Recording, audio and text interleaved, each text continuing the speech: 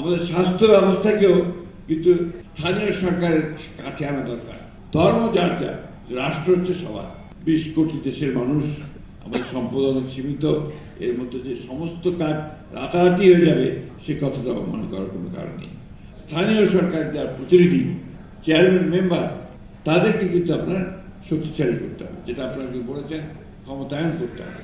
সেই ক্ষমতায়নটা হচ্ছে আপনাদেরকে শক্তিশালী করা, আপনাদের ক্ষমতা বৃদ্ধি করা।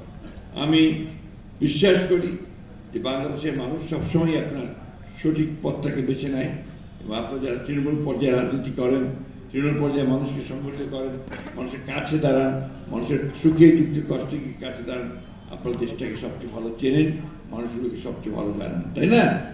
তো আমাদের একদিকে যেমন আপনার আমাদের মহিলাদেরকে ক্ষমতায়ন করতে হবে, অন্যদিকে শিক্ষা ব্যবস্থাটাকে আমাদেরকে এগিয়ে নিতে হবে।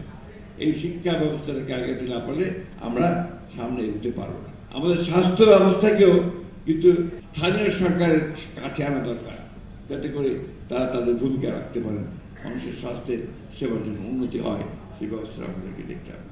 আমাদের সমস্যা অনেক, একটা প্রায় 20 কোটি দেশের মানুষ, আমাদের সম্পদ অনেক সীমিত, এর মধ্যে যে সমস্ত কাজ রাতারাতি হয়ে যাবে সে কথাটা মনে করার কোনো কারণ নেই।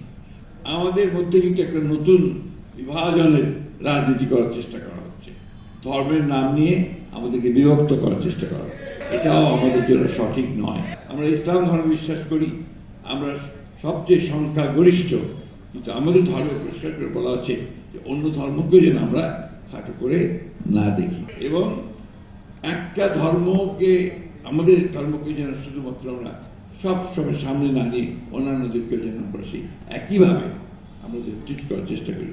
ধর্ম যার যার, রাষ্ট্র হচ্ছে সবার, ঠিক তো নাকি?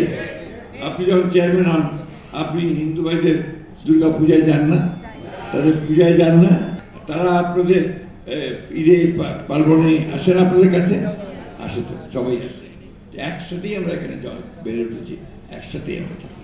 সামনে আপনাদের কিন্তু নির্বাচন আসছে, আমরা এই বছরের না হোক সামনে বছরের প্রথম দিকে কিন্তু আপনাদের ইউনিয়ন পরিষদের নির্বাচন হবে, এবং এই নির্বাচন হবে একেবারে নিরপেক্ষ। এখানে কোনো বিএনপি করে বা জামাত ইসলাম করে কোনো সুবিধা কেউ পাবে না।